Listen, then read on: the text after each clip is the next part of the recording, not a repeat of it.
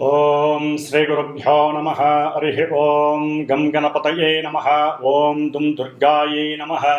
హరి ఓం కాత్యాయనాయ విద్మహే కన్యకుమారి ధీమహి తన్నో దుర్గిః ప్రచోదయాత్. ఓం అర్ధకాయం మహావీరం చంద్రాదిత్య విమర్ధనం సింహికా గర్భసంభూతం తం రాహుం ప్రణమామ్యహం. ఓం రాహుగ్రహదేవతాయై నమో నమః. మనము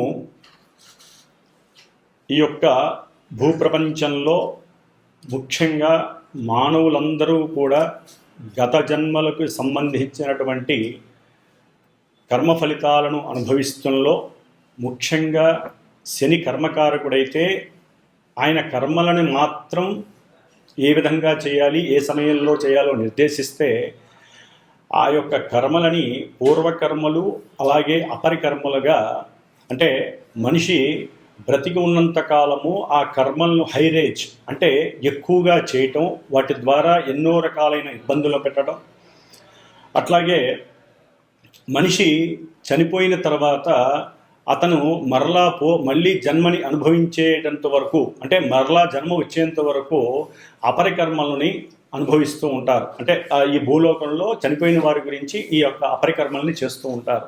కాబట్టి ఈ యొక్క అపరికర్మలకు అధిష్టాన దేవత రాహువు. అంటే మరి ఇప్పుడు ఈ రాహుకేతువుల గురించి చర్చించడంలో ముఖ్య ఉద్దేశం ఏంటంటే, మనకి మార్చి 30 తర్వాత శని మారాడు, అట్లాగే రేపు మే 14 తర్వాత గురుడు రాశి మార్పు జరుగుతోంది. మే 18 తర్వాత రాహువు, ఇప్పటి వరకు మీనరాశిలో జలరాశిలో ఉన్నటువంటి రాహువు వాయుతత్వపు రాశి అయినటువంటి మిత్రుడైనటువంటి శని యొక్క కుంభరాశిలోకి తన యొక్క ప్రవేశాన్ని చేస్తున్నాడు పూర్వాభాద్ర నక్షత్రంలో 1వ పాదంలో ఉండి. కాబట్టి అందుకని ఈ రాహువుని గురించి మాట్లాడుతున్నాము. అట్లాగే తర్వాత కేతువు గురించి కూడా మాట్లాడదాము. మరి ఈ యొక్క రాహువు మనిషి, అంటే ఈ యొక్క మనుషుల మీద రకరకాలైనటువంటి పరిభ్రమంతమైనటువంటి ఇబ్బందికరమైనటువంటి పరిస్థితుల్ని కలుగజేస్తూ ఉంటాడు. ముఖ్యంగా ఈ రాహువు ఏ విధంగా ఉద్భవించాడో మనకి తెలుసుకుంటే చాలా భయంకరంగా ఉంటుంది. మనకి శాస్త్రానుసారం పురాణ గాథల ప్రకారం క్షీరసాగర మదనాన్ని చేసేటప్పుడు ఈ యొక్క దేవతలు రాక్షసులు కూడా మదిస్తూ ఉండగా ముందు విషం ఉద్భవించింది, తర్వాత అమృతం ఉద్భవించింది సముద్రంలోంచి. అప్పుడు దేవతలందరూ చక్కగా ఒక వరుసలో కూర్చొని అమృతాన్ని స్వీకరిస్తున్నారు, మరణం లేకుండా ఉండటానికి, ఇబ్బందులు కలగకుండా ఉండటానికి. అదే సమయంలో ఒక రాక్షసుడు వారితో పాటుగా కూర్చొని దేవతా రూపంగా కూర్చుకొని ఉండి ఈ యొక్క అమృతాన్ని సేవిస్తున్న సమయంలో మరి అంతటి మాయనే సృష్టించి మాయాధారి అయినటువంటి ఆ విష్ణుమూర్తి అది గమనించి తన యొక్క చక్రంతో, విష్ణు చక్రంతో ఆ యొక్క రాక్షసు యొక్క తలని చక్కగా మధ్య భాగంలో శిరస్సు వేరు మొండెం వేరుగా చేసేస్తాడు. అప్పుడు చేసినప్పుడు శిరస్సుతో కూడి ఉన్నటువంటి రాక్షసుడి యొక్క తలకాయని రాహువుగా పరిణమిస్తారు. అట్లాగే ఓన్లీ మొండెం మాత్రమే ఉన్నటువంటి ఆ యొక్క రాక్షసుల్ని మనకి కేతువుగా ఈ యొక్క పురాణ గాథ తెలియజేస్తోంది. మరి ఈ రాహువు తల్లిదండ్రులైనటువంటి కశ్యప మహాముని అట్లాగే సింహిక వీరిరువురు కూడా అసుర సంధ్య వేళలో, అంటే అటు సాయంత్రం మధ్యాహ్నము కాదు, అటు రాత్రి కాదు, అసుర సంధ్య వేళలో తమ యొక్క కార్యకలాపాలను తీర్చుకోవటం ద్వారా, అంటే రతిక్రీడ యందు పాల్గొనడం ద్వారా ఆ అసుర సంధ్య వేళలో ఈ రాక్షసుడైనటువంటి రాహువు పుడతాడు. అందుకనే ఈ యొక్క అసుర సంధ్యా సమయంలో మనం తినటం కానీ పడుకోవటం కానీ వేరే వేరే అన్య కార్యక్రమాలు చేయకూడదని మనకి మహామునులు తెలియజేశారు. ఆ విధంగా పుట్టడం ద్వారా సూర్యాస్తమయం సమయంలో జరిగినటువంటి ఆ రాహు యొక్క జననం వలన రాహువుకి అన్ని, అంటే మూఢనమ్మకాలు మీద విశ్వాసం అంటే నమ్మకాల మీద విశ్వాసం లేకపోవటం, గురువుల యందు భక్తి పారవస్యం లేకపోవటం, అట్లాగే అన్ని అగాధాలు, విఘాతాలు, వికాతాలు, ఇబ్బందులు, మానసిక వికారాలను కలుగజేసేటటువంటి వాళ్ళలో ప్రప్రథముడు రాహువు. శనివత్ రాహువు అంటే శని ఇచ్చే ఫలితాలన్నీ రాహు ఇస్తాడు. మరి ఈ రాహువు ఇప్పుడు శని యొక్క క్షేత్రంలో ఎవరి నక్షత్రంలో ఉంటున్నాడు? పూర్వభాద్ర గురు నక్షత్రంలో ఉంటున్నాడు. అంటే మనకి గ్రహాలన్నీ కూడా అవి ఉన్నటువంటి రాశి ప్రభావాన్ని, రాశ్యాధిపతి ప్రభావాన్ని ఏదో కొంతవరకు ఇస్తూ అవి ఉన్నటువంటి స్థితి ప్రకారం ఇస్తాయి. కానీ ఈ రాహుకేతువులు అట్లా కాదు. రాహువు తను ఉన్నటువంటి రాశ్యాధిపతి అయినటువంటి శని యొక్క ఫలితాలను ఇస్తాడు. తను స్వయంగా తనకున్నటువంటి పోర్ట్ఫోలియోస్ ప్రకారం తనిచ్చే ఫలితాలను ఇస్తాడు. తను చూస్తున్న భావ ఫలితాలను ఇస్తాడు, భావాధిపతి ఫలితాలను ఇస్తాడు. రాహు ఉన్నటువంటి నక్షత్రాధిపతి అయినటువంటి గురుడి యొక్క ఫలితాలు కూడా ఇస్తాడు. కాబట్టి ఇన్ని రకాల వేస్లో రాహువు కుంభరాశిలో అడుగు పెడుతున్నాడు మే 18వ తారీఖున. కాబట్టి మే 18 నుంచి డిసెంబర్ 2026 వరకు కూడా దాదాపు 1 సంవత్సరంన్నర పాటు ఈ రాహువు తన యొక్క క్రీడా విన్యాసాల ద్వారా ఎన్నో మార్పులు అటు దేశం మీద, ఇటు ప్రపంచము, అట్లాగే అంతరిక్షంలో, అట్లాగే మనకు ఉన్నటువంటి పంచభూతాలను ఆవహించి ఉన్నటువంటి ఎన్నో రకాలైనటువంటి నెగిటివ్ ఎఫెక్ట్స్ ద్వారా ఈ రాహువు మన యొక్క మానవ జీవితం మీద వారి యొక్క సొంత జాతకాల ద్వారా ఏ రాసుల్లో, అట్లాగే రాహు మహర్దశలు నడుస్తున్నవారు, రాహు అంతర్దశలు నడుస్తున్నవారు, అట్లాగే జాతకంలో లగ్నం నుంచి కానీ చంద్రుడి నుంచి కానీ ఈ రాహువు ఉన్నటువంటి స్థితిగతులు, రాహుతో కలిసి ఉన్నటువంటి గ్రహాలు, ఇట్లా పరిపరి విధములుగా రాహువు తన యొక్క విన్యాస క్రీడలని మనుషుల మీద ప్రభావితం చేస్తూ కొంతమందికి వృద్ధిని కలుగజేస్తాడు, మరికొంతమందికి రాసుల వారికి ఇబ్బందిని, అభివృద్ధి పదంలో ఉన్నటువంటి వారిని కిందకు పడవేయటం, జైళ్ళల్లో వేయించటం, అట్లాగే కుటుంబంలో విఘాతాలు కలగటం, ఇట్లా ఎన్నో రకాలైనటువంటి సమస్యల్ని క్రియేట్ చేసేవాడు రాహువు. ఎందుకంటే శని యొక్క క్షేత్రంలో ఉండటం ద్వారా, కుంభరాశిలో ఉండటం ద్వారా. కాబట్టి ఈ యొక్క రాహువు చేసేటటువంటి విన్యాసాలు ద్వాదశ రాశుల్లో వారికి ఉన్నప్పుడు ఏ విధంగా ఉంటాయి ప్రస్తుతం ఈ యొక్క 1.5 ఇయర్. అట్లాగే ఈ యొక్క రాహువుకి అధిష్టాన దేవత దుర్గాదేవి, అట్లాగే ఈ యొక్క రాహుకేతువులు ఇద్దరికి అధిష్టాన దేవుడు సుబ్రహ్మణ్యేశ్వర స్వామి. కాబట్టి ఎవరైనా సరే ఈ రాహువు వలన మనం రాశుల ప్రకారం చెప్పుకునేటప్పుడు ఎన్ని రకాలైనటువంటి ఇబ్బందులు కలుగుతాయో అన్ని రకాల ఇబ్బందులకి దుర్గామాత ఆశీర్వచనం మాత్రమే మనకి శ్రీరామ రక్ష. కాబట్టి మరి శ్రీమాత జ్యోతిషాలయ పీఠంలో, మా యొక్క పీఠంలో ఈ యొక్క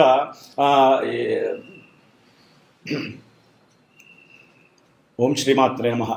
ఈ యొక్క పీఠంలో ఈ యొక్క గ్రహాలకి సంబంధించినటువంటి శాంతులు, జపాలు, హోమాలు, అట్లాగే నిత్య అనుష్ఠాన జప పారాయణలు జరుగుతూ ఉంటాయి. ముఖ్యంగా చండీ సప్తశతి, వనదుర్గా హోమాలు, అట్లాగే ఈ రాహు యొక్క జపశాంతులు కానివ్వండి, దాన ధర్మాదులు కానివ్వండి, వారి యొక్క జన్మ జాతకరీత్యా రాహు వలన కలిగేటటువంటి ఎన్నో ఇబ్బందికరమైనటువంటి పరిస్థితుల్ని ప్రభావితం చేస్తూ ఏ విధంగా ఉంటాయో తెలుసుకొని వారు ఈ విధంగా చేసుకోవటం, అట్లాగే పర్సనల్గా కూడా వారు ఈ సంతానం లేనివారు, కుటుంబ అన్యోన్యత లేనటువంటి వారు ఏ విధంగా ఏ పూజలు చేసుకోవటం ద్వారా వారి యొక్క జీవితంలో ఈ రాహు యొక్క ఇబ్బందుల నుంచి తప్పించుకోవడానికి అనుకూలమైనటువంటి పరిస్థితులను కూడా వీరు తెలుసుకొని గనక ఈ సుబ్రహ్మణ్యేశ్వరుని, దుర్గాదేవిని ఏ సమయంలో ఏ రోజుల్లో ఈ యొక్క సూత్రాలు పాటించి ఉపవాస దీక్షలు గనక చేసుకున్నట్లయితే వారికి అనుకూలమైనటువంటి పరిస్థితులు కలుగుతాయి. కాబట్టి ఈ రాహు యొక్క స్థితిగతులు మేషాది ద్వాదశ రాశుల వారికి ఏ విధంగా ఉంటాయి, ఏ రాశుల వారికి రాహు చేసేటటువంటి శుభాశుభ ఫలితాలు ఏ విధంగా ఉంటాయో మరి ఇప్పుడు మనం తెలుసుకుందాం. మనకున్నటువంటి నవగ్రహాలలో సప్తగ్రహాలు ఒక పక్కన ఉంచగా ఈ రాహుకేతువుల్ని షాడో ప్లానెట్స్ అంటే ఛాయాగ్రహాలు, కాల్పనిక బిందువులు అంటారు. ఇవి ఏ రాశిలో అయితే ఉంటాయో ఆ రాశి యొక్క, ఆ రాశ్యాధిపతి యొక్క, అట్లాగే ఇవి ఏ నక్షత్రంలో ఉంటే ఆ నక్షత్రాధిపతి యొక్క, ఏ గ్రహం వీటిని చూస్తుందో ఆ గ్రహం యొక్క ఫలితాలు, అట్లాగే ఈ గ్రహం ఏ రాశుల్ని, ముఖ్యంగా రాహువు 5వ స్థానాన్ని, 9వ స్థానాన్ని, 7వ స్థానాన్ని చూస్తూ ఉంటాడు. అంటే ఇప్పుడు కుంభరాశిలోకి వస్తున్నటువంటి రాహువు తన యొక్క అపసవ్య, అంటే వీళ్ళు అపసవ్య దృష్టిని కలిగి ఉంటారు. మిగతా గ్రహాలు వక్రించినప్పుడు మాత్రం కొంచెం వెనక భావాన్ని ఇస్తారు, కానీ వీరు ఎప్పుడూ కూడా అంతరిక్షంలో అపసవ్య దశలో తిరుగుతూ ఉంటారు. కాబట్టి ఈ కుంభరాశిలో మారేటటువంటి మే 18న మారుతున్నటువంటి రాహువు మరి కుంభరాశి యొక్క ఫలితాలని అక్కడ ఉండి తన యొక్క దృష్టి తులారాశి మీద, 5వ రాశి మీద, సప్తమ దృష్టి సింహరాశి మీద, నవమ దృష్టి మిథున రాశి మీద పడుతుంది కాబట్టి ఈ యొక్క రాశుల్లో ఉన్నటువంటి గ్రహాలు ఈ యొక్క రాశి ఫలితాలు ఇస్తాయి. అట్లాగే ఇప్పుడు మనకి ఈ యొక్క మే 18 నుంచి జూన్ 6 వరకు కుజుడు ఆల్రెడీ మనకి కర్కాటక రాశిలో ఉన్నాడు కాబట్టి ఈ కుజుడు అష్టమ దృష్టితో రాహువును చూడటం చాలా చాలా అరిష్టకరమైనటువంటి దేశ విపత్తు అనుకోండి, లేదా మానవ జీవితాల్లో వారు పుట్టినప్పుడు కానివ్వండి, ఇప్పుడు గోచార రీత్యా కర్కాటక రాశి ఇంకా కొన్ని రాశుల వారికి కానివ్వండి, ఈ యొక్క కుజ దృష్టి రాహు మీద పడడం ద్వారా ఎన్నో రకాలైనటువంటి విపత్తులు, ప్రమాదాలు, అట్లాగే రకరకాలైనటువంటి ఇబ్బందులు కలగడానికి ఎక్కువ ఆస్కారాలు ఉన్నాయి. దీన్ని సర్పదోషం అంటారు. రాహుకేతువులకి సర్పదోషానికి చాలా చాలా సంబంధం ఉంది. అట్లాగే మనకి 2 రకాల పద్ధతులు ఉంటాయి. రాహువు వామాచార పద్ధతికి అధిపతి అయితే కేతువు మనకి దక్షిణాచార పద్ధతికి అధిపతి అవుతాడు.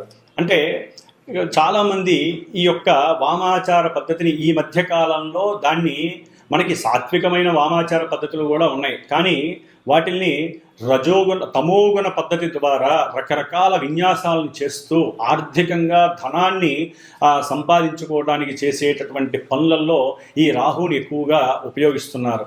కాబట్టి సాధ్యమైనంత వరకు రాహువు సాత్వికంగా మనకి ఉన్నటువంటి మన ఋషులు ఇచ్చినటువంటి ఎన్నో దుర్గా సూక్తాలు ఉన్నాయి, చండీ సప్తశతి ఉంది, అట్లాగే దశమహావిద్యల్లో వాటిని సాత్వికంగా ఉపయోగించుకునే పద్ధతులు ఎన్నో ఉన్నాయి, ప్రదక్షిణ క్రమాలు ఉన్నాయి, దైవారాధనలు ఉన్నాయి, ముఖ్యంగా సుబ్రహ్మణ్యేశ్వర స్వామికి సంబంధించిన ఎన్నో ఆరాధనలు ఉన్నాయి.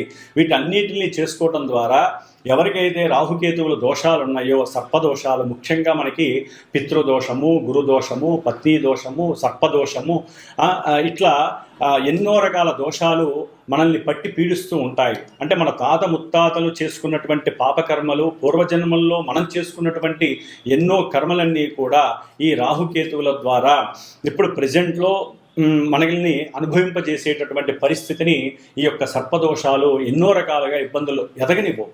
వీటిల్లో ముఖ్యంగా కాలసర్పదోషము అంటే జన్మలగ్నంలో రాహు ఉండి సప్తమంలో కేతు ఉంటే, ఈ రెండింటి మధ్య గనక గ్రహాలు ఉన్నట్లయితే సభ్యదశలో ఉంటే, అంటే రాహు నుంచి అపసభ్య దశలో కేతు వరకు గ్రహాలుంటే జన్మజాతకంలో దాన్ని కాలసర్ప యోగ దోషము అంటారు. ఇది మహా డేంజర్ అని చెప్పి అనుకోవచ్చు. అంటే డేంజర్ అంటే భయపడాల్సిన అవసరం ఏం లేదండి. అనుకున్న కార్యక్రమాలు ముందుకు వెళ్ళనివ్వవు. అట్లాగే ప్రతి విషయంలో వారికి చిరాకు, పరాకు, ఇబ్బందులు, ఒక రకమైనటువంటి నిర్జీవమైనటువంటి స్థితి ఈ యొక్క కాలసర్ప యోగ దోషం కలిగినటువంటి ఉంటుంది. కాబట్టి వీరికి కూడా ఎన్నో ప్రత్యామ్నాయ పద్ధతులు ఉన్నాయి. అలాంటివి మాలాంటి గురువుల్ని సంప్రదించడం ద్వారా మీకు చక్కటి ఆ యొక్క ఫలితాలు కనిపించేటటువంటి ఎన్నో ప్రయోజనకరమైనటువంటి పూజలు, దానాలు, హోమాలు, ఇలాంటివన్నీ కూడా ఎన్నో పూజలు ఉంటాయి. కాబట్టి ఇవన్నీ కూడా ముఖ్యంగా కేతువు దక్షిణాచార పద్ధతి, ఈయనకి మడి అంటూ, అట్లాగే ఆచారాలు, సాంప్రదాయాలు, గురువులపైన మన్నన, ఇలాంటివన్నీ కూడా కేతువు చక్కగా మనకి అవకాశం ఇస్తూ ఉంటాడు. కాబట్టి కేతువు గురించి తర్వాత మాట్లాడుకుందాం.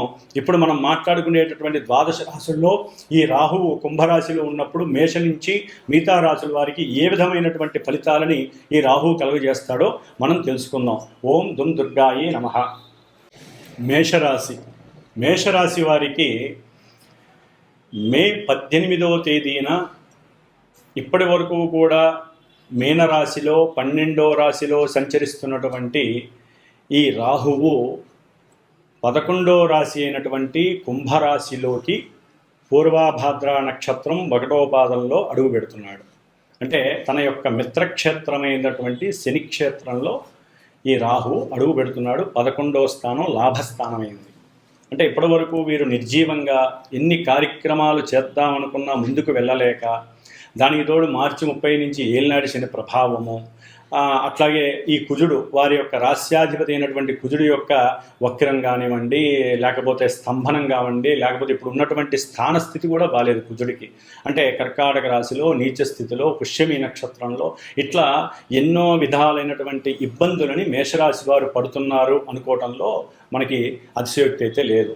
మరి ఇప్పుడు వారికి కొంచెం ఒక మంచి ఊరట లభిస్తోందని చెప్పుకోవచ్చు మే 18వ తేదీ నుండి. ఎందుకంటే శనివత్ రాహువు అని, రాహువు శనిక్షేత్రం లాభక్షేత్రంలోకి వచ్చినప్పుడు వీరి యొక్క ఉద్యోగ స్థితి ఎవరైతే మేషరాశి వారు ఉద్యోగాదుల విషయంలో ఇబ్బందులు పడుతున్నారో, దగ్గరికి వచ్చినట్టు వచ్చిపోతున్నాయో వారందరికీ కూడా చక్కగా ఉన్నతమైనటువంటి ఉద్యోగ అవకాశాలు లభిస్తాయి.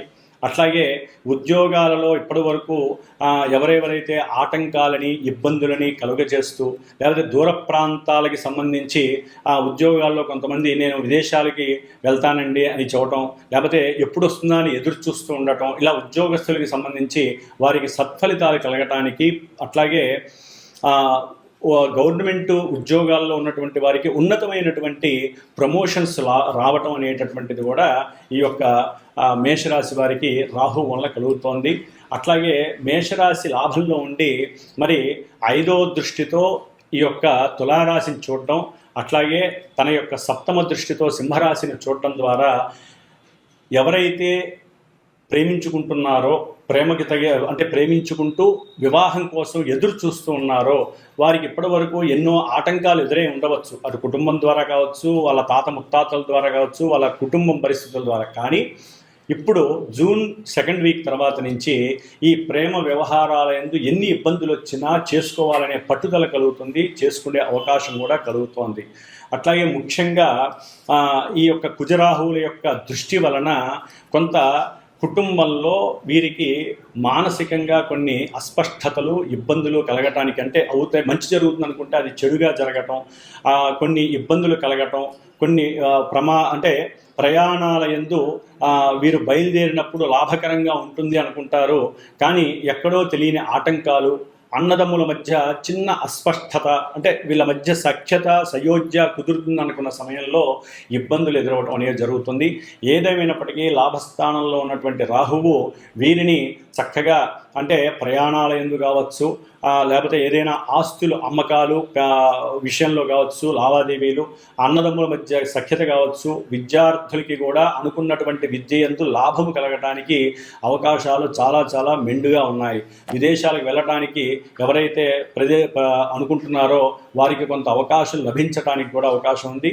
కానీ ఈ రాహు పరిపరి విధాలైనటువంటి పరిస్థితులు ఇస్తూ ఉంటాడు కాబట్టి అక్కడ కొంత డిసప్పాయింట్మెంట్స్, నిర్లిప్తత, నిర్జీవత, జాతకంలో ఉన్నటువంటి పరిస్థితులు, ఎన్నో రకాల ఇబ్బందులను కూడా కలుగజేయడానికి ఉంటుంది. ముఖ్యంగా రాహు మహర్దశ, రాహు అంతర్దశ జరిగే వారికి కొంత అనుకూలమైనటువంటి పరిస్థితులు కలుగుతాయనే చెప్పుకోవచ్చు. కాబట్టి ఈ రాహు గ్రహానికి సంబంధించి వీరు శని వలన ఇబ్బందులు లేకుండా కాస్త హనుమాన్ చాలీసా చదువుకోవటం ద్వారా, లేకపోతే సుబ్రహ్మణ్య అష్టకాన్ని రోజు చదవటం ద్వారా ఇంకా వీరికి మానసిక దృక్పథం ఎక్కువ అవుతుంది. అనుకున్న కార్యాలు ఎక్కడ ఆటంకాలు లేకుండా ముందుకు తీసుకువెళ్ళగే పరిస్థితి ఈ రాహువు మనకి కల్పిస్తాడు. కాబట్టి మేషరాశి వారు చక్కగా రాహుగ్రహానికి సంబంధించిన దుర్గాదేవి అనుగ్రహాన్ని పొందండి. చక్కగా జీవితంలో వృద్ధిలోకి రావడానికి ఈ 1.5 year వారికి ఉన్నతమైనటువంటి కాలంగా మనం చెప్పుకోవచ్చు. ఓం దుం దుర్గాయే నమః. మే 18వ తారీఖున రాహువు కుంభరాశిలో సంచారం జరిగేటప్పుడు ముఖ్యంగా కొన్ని రాశుల వారికి దుర్గాదేవి మరియు సుబ్రహ్మణ్యేశ్వర స్వామి అనుగ్రహం కలగటానికి ఏమేం చేసుకోవాలో తెలియజేసుకునే ప్రక్రియలో ముఖ్యంగా అవి ఏమేమి రాశులంటే మీనరాశి, వృషభ రాశి, మిథున రాశి, ముఖ్యంగా కర్కాటక రాశి, సింహరాశి, అట్లాగే తులారాశి, వృశ్చిక రాశి, మకర రాశి, కుంభరాశి. ఇన్ని రాశుల మీద ఈ యొక్క రాహుగ్రహ ప్రభావం చాలా అత్యధికంగా ఉంటుంది. కాబట్టి వీరు తప్పనిసరిగా రాహుగ్రహానికి సంబంధించినటువంటి జపాలు చేయించండి, దానాలు మినుములు దానం చేయండి, గారెలు చేసి పంచాలి. అట్లాగే దుర్గాదేవికి సంబంధించిన హోమాలు చేయించండి. చక్కగా 18 రోజులు దుర్గా సూక్త జపాన్ని ఆచరించండి. 6 రోజులు సుబ్రహ్మణ్యేశ్వర స్వామికి సంబంధించిన సర్పసూక్త పారాయణలు చేయించండి, జప పారాయణలు చేయించండి. ఇంకా సర్పదోషాలు, పితృదోషాలు ఉన్నవాళ్ళు సర్ప బలి కార్యక్రమాలు చేయించండి. పిల్లలు, అట్లాగే పిల్లలు లేని వాళ్ళు, పిల్లలు కావాలనుకునేవాళ్ళు, గర్భ విచ్ఛిన్నం జరుగుతున్న వాళ్ళు, అట్లాగే అకాల మృత్యువు